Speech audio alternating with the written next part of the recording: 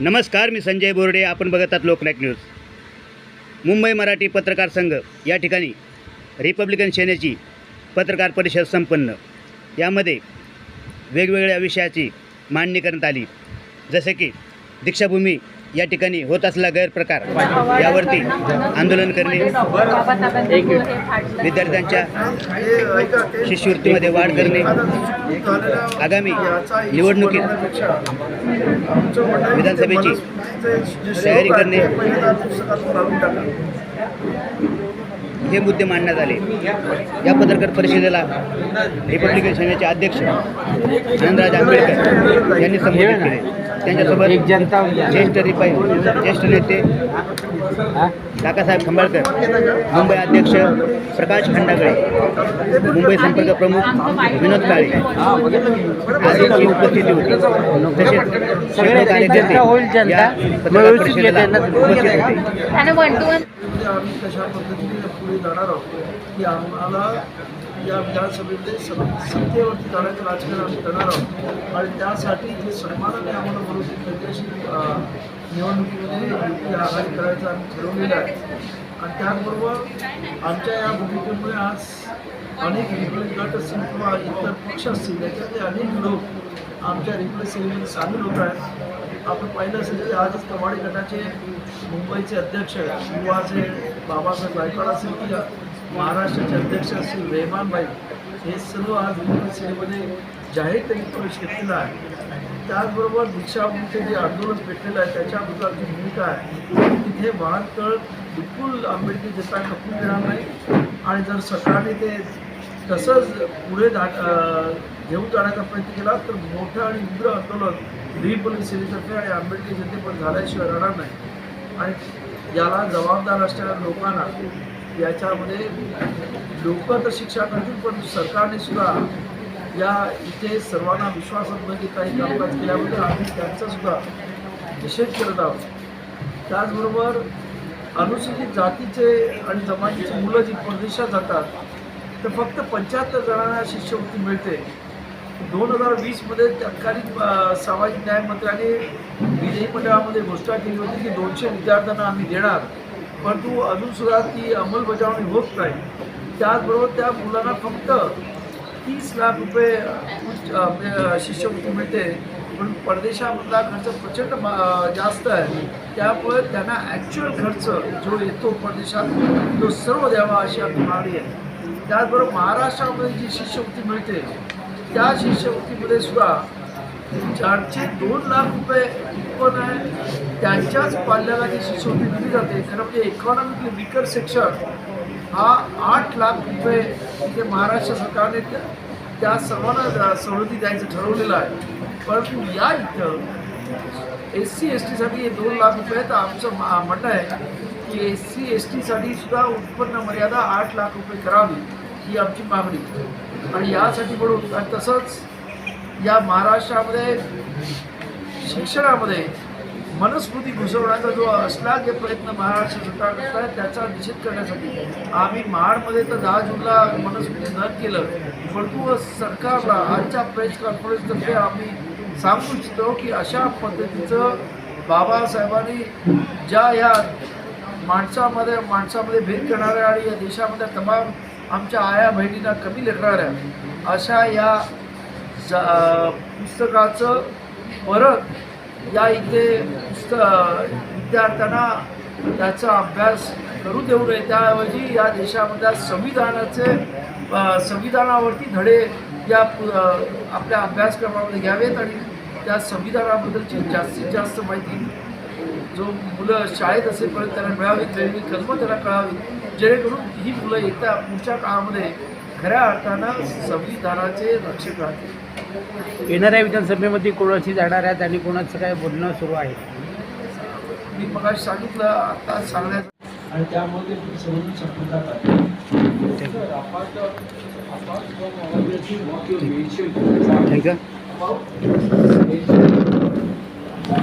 One more important question I would like to know from you, sir. Nowadays they are breaking the new rules and regulation in the law. Do you think it's possible, sir, because they are trying to cheat the people actually. It looks like it's going to be emergency like. Can you say something on that side if you don't mind, sir? Because Now, what happened is, this resolution has been passed in the last government, and from first way it has been implemented. So on that we should not talk about. It's already it has become a law of the land. So No, sir, but what happens here, whatever the rules and regulations are going to bring, but the Supreme Court whatever say, but here the ministers are bringing this time, our government is bringing the rules and regulations. So they are taking their favor in their favor, sir, actually. it's true they are doing it, but after all Supreme Court is there to take care of, and if Supreme Court is not going to take care, then this Indian people who are the supreme, I consider them to be supreme. They have got enough bread to tackle out this, whatever happens. नीचे से बोलो, इसको बोलो नीचे से। Sir निवडणुकीनंतर मोठ्या प्रमाणात मुंबईत म्हणजे हे दुर्दैव आहे. आंबेडकरी समाजाची मी मगाशी आमच्या निवेदनामध्ये पण सांगितलेलं आहे की ज्या पद्धतीने मुस्लिमांचं सध्याच्या परिस्थितीमध्ये त्यांचा फुटबॉल करण्यात येतोय, त्यांना कुठल्याही प्रकारचं राजकीय नेतृत्व नसल्यामुळं आज त्यांच्यावरती अनेक प्रकारे अन्याय अत्याचार होतात, त्यांच्यावरती कुणी आवाज उठवत नाही. आणि उद्या हे अशाच पद्धतीनं आंबेडकरी समाज झाले तर आश्रय पोलीस वाटणार आणि प्रशासन त्याची सुरुवात व वन या विभागाचे इलेक्शनमध्ये अधिकारी पाहायला मिळते. खरं म्हणजे वेळोवेळी जिथे या ठिकाणी जयवीरनगरमध्ये सूचना फलक लावतात. तिथे ती आपण त्या सूचनांचे झोपडपट्टी तोडण्यात काटेकोरपणे पालन केले ती पाहिजे. 6 तारखेला तोडण्यात आली. खंडाळा 4 पोलीस, तारखेला लोणावळा इलेक्शन पोलीस, चालू पुणे झाल्यानंतर. पोलीस आणि पुढचा तपास करत आहेत. महानगरपालिकेचं तरीसुद्धा पुन्हा सर्क्युलर एकदा आहे आपणास की 1 जून ते 30 शुभेच्छा. सप्टेंबर व आपण या आपल्या जीवाची काळजी घ्यावी पावसाळा हीच अपेक्षा. असल्यामुळं कुठच्याही मी संजय बोर्डे, झोपडपट्टीला हात लावायचा नाही अशा पद्धतीने पत्रकार सर्क्युलर आहे. संतोष आणि साबळे तशा सोबत पद्धतीच्या सुप्रीम लोकनायक कोर्टाच्या न्यूज, डायरेक्शन आहे. सुपर असं समस्या तुमची असताना मदत सुद्धा आहे. ही झोपडपट्टी तोडण्यात आली. ते खरं म्हणजे दुर्दैव आहे. आणि तिथे अनेक लोक जाऊन गोंधळ गडबड केलेले आहेत. आम्ही रिप्रेझेंटेटिव्हतर्फे त्यांना आश्वासन दिले की तुम्हाला तिथेच आम्ही पोहोचवण्याचा प्रयत्न करू. सर ती मालिकेमध्ये रिपब्लिकन सेनेची मुंबईची वाटचाल काय आहे? कारण एकही अशा लक्ष्मीजी आंदोलनामध्ये उठून दिसत नाही. सध्या कुठेही लक्षवेधी आंदोलन होत नाही ही परिस्थिती आहे. तुम्ही मुंबईचं कुठचं लक्षवेधी आंदोलन सध्याच्या काळात झालेलं आहे? मला तर एकही लक्षवेधी आंदोलन सापडत नाही. परंतु एखादा चांगला प्रश्न निघाला तर जरूर आम्ही पडून मध्यंतरीच्या काळामध्ये आपल्या माहीत असेल रिप्रेझेंटेटिव्हतर्फेच मध्यंतरी PhDच्या मुलांना 750 मुलांना त्या मागच्या वर्षी ते कित्येक दिवस 3 महिने जवळपास ते आझाद मैदानावर बसले होते. त्यांच्याकडे कोणी बघायला तयार नव्हतं.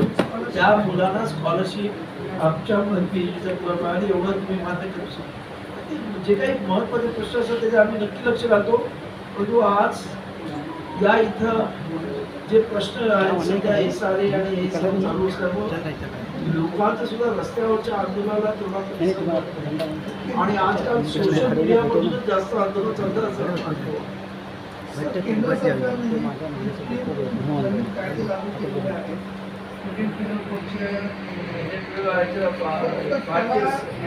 भारतीय न्याय सेवा त्याला वकील वर्गाकडून आणि विचारवंतांकडून विरोध होत आहे.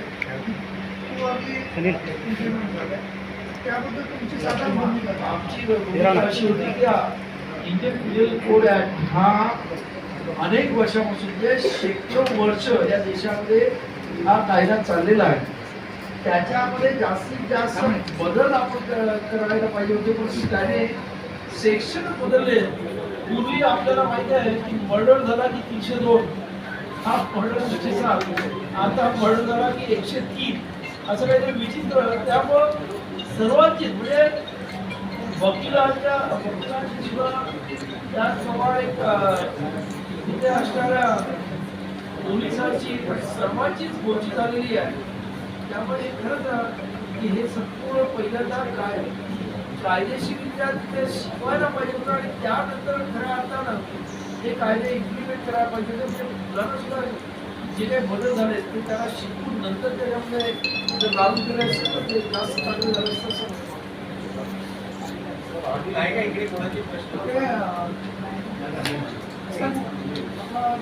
मला वाटेश्वर जो पट्टा आहे त्याच्यानंतर आपला बनवालेला आहे पाण्याच्या टाकीमध्ये वाद विवाद होता. तिकडची झाडं हटवणार म्हणजे आमचं पद्धती आपल्या सांगू शकतो. आज या मुंबईमध्ये अनेक ठिकाणी असे की या म्हणजे जे काही पर्यावरणाचा ऱ्हास झालेला आहे. आज आपण पाहिलं जून पहिल्या पूर्ण गेला आहे. या मुंबईमध्ये हवा असा पाऊस पडलेला नाही. याचं एक कारण एक तर आरेमध्ये कापलेलं प्रचंड मोठं जंगल आणि ते नवीन एअरपोर्ट जे बनते उलवेला त्यासाठी काढून टाकलेले सर्व डोंगर सपाट करून टाकले. त्यामुळे येणारा पाऊस आपण पाहिला गुजरातला पडतोय तो अजून पुढे पुढे महाराष्ट्रात सातारा कोल्हापूर ठिकाणी पडतोय.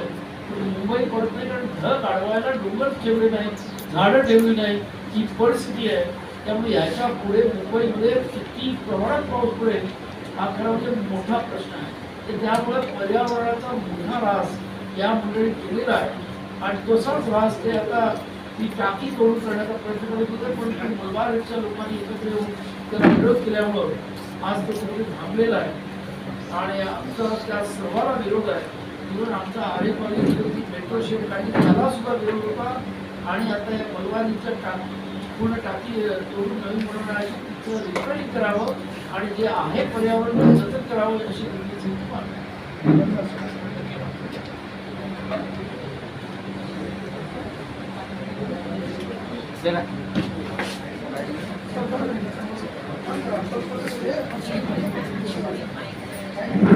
आम्ही कशा पद्धतीने पुढे जाणार आहोत की आम्हाला या विधानसभेमध्ये सत्तेवरती जाण्याचं राजकारण आम्ही करणार आहोत आणि त्यासाठी जे सन्मानाने आम्हाला म्हणून त्याच्याशी निवडणुकीमध्ये युती आघाडी करायचं आम्ही ठरवलेलं आहे.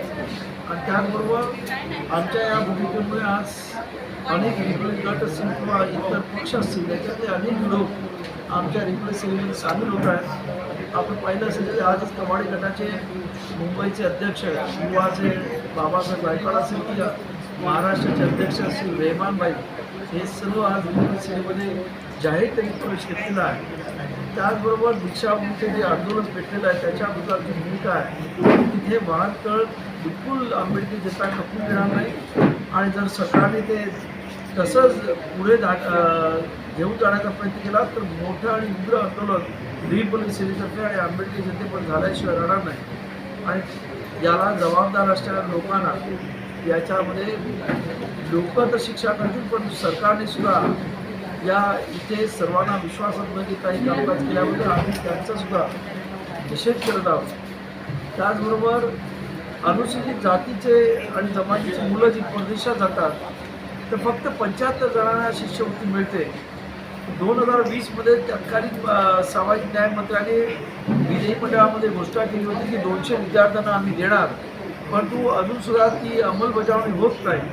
त्याचबरोबर त्या मुलांना फक्त 30 लाख रुपये शिष्यवृत्ती मिळते पण परदेशामधला खर्च प्रचंड जास्त आहे. त्यामुळे त्यांना ॲक्च्युअल खर्च जो येतो परदेशात तो सर्व द्यावा अशी आमची मागणी आहे.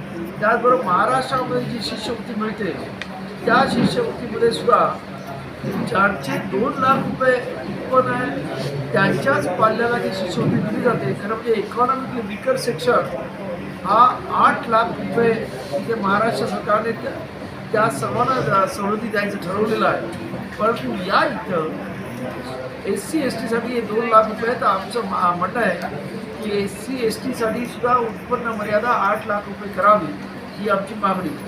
आणि यासाठी म्हणून आणि तसंच या महाराष्ट्रामध्ये शिक्षणामध्ये मनुस्मृती घुसवण्याचा जो अश्लाघ्य प्रयत्न महाराष्ट्र सरकार करत आहे त्याचा निषेध करण्यासाठी आम्ही महाडमध्ये तर 10 जूनला मनुस्मृती न केलं, परंतु सरकारला आजच्या प्रेस कॉन्फरन्सतर्फे आम्ही सांगू इच्छितो की अशा पद्धतीचं बाबासाहेबांनी ज्या ह्या माणसामध्ये भेद करणाऱ्या आणि या देशामध्ये तमाम आमच्या आया बहिणींना कमी लेखणाऱ्या अशा या पुस्तकाचं परत या इथे विद्यार्थ्यांना त्याचा अभ्यास करू देऊ नये. त्याऐवजी या देशामधल्या संविधानावरती धडे या आपल्या अभ्यासक्रमामध्ये घ्यावेत आणि त्या संविधानाबद्दलची जास्तीत जास्त माहिती जो मुलं शाळेत असेपर्यंत त्यांना मिळावी, वेगळी कल्पना त्यांना कळावी, जेणेकरून ही मुलं येत्या पुढच्या काळामध्ये खऱ्या अर्थानं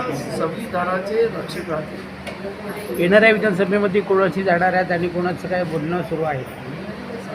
मी मगाशी सांगितलं, आता सांगण्याचं